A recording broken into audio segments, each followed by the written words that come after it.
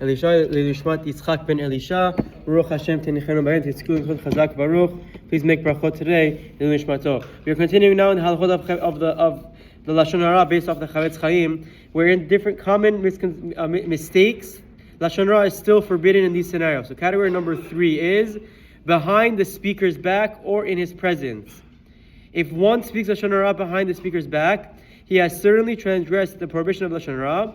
In addition, he has earned himself the curse of Arur Maker Re'eu Baseter. Curse is one who smites his friend secretly. So the obvious, most classic case of Lashon Hara is you speak behind someone's back. The Chafetz Chaim says it's obviously Assur for Lashon Hara, but it's a second prohibition as well when you do it behind someone's back of Arur Maker Re'eu Baseter, of someone who smites his friend secretly. But now the Chafetz Chaim adds, even if the speaker believes that he would say Lashon Hara in the presence of the subject as well, or even if he actually does relate the negative speech in front of him, he has still violated the Assur of Lashon Hara. It's a big misconception that people say that, no, I would say it in front of him. I'm friends with him, I'm close with him. Just because you would say it in front of him doesn't justify, doesn't deflect, doesn't protect you from the prohibition of Lashon Hara. It's still Lashon Hara if you say it even in front of the person as well. If you would have said it, or if you do say it in front of him as well. The Chafetz Chaim points out that very often when a person makes fun of another person in his presence, he does not do so outright because his victim will defend himself and take revenge.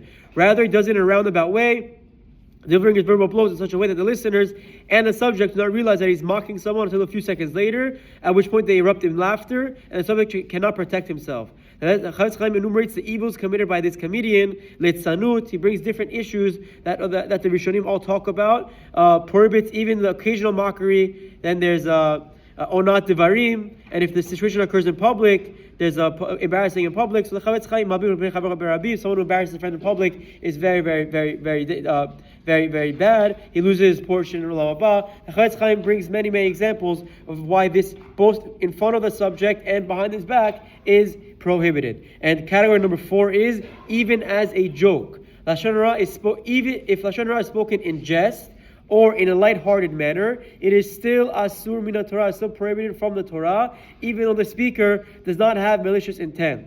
So even joking, even in jest, is still prohibited. The Chafetz Chaim goes off on Purim, when people make skits and make fun of people, that's all obviously Assur. Rav Ovadia is against it as well. Rabbi Yonah explains the punishment for Lashon Hara is for stumbling and transgressing, even if one had no intent to harm his fellow man. As a result of his words, if the harm was caused, it's still considered Lashon Hara.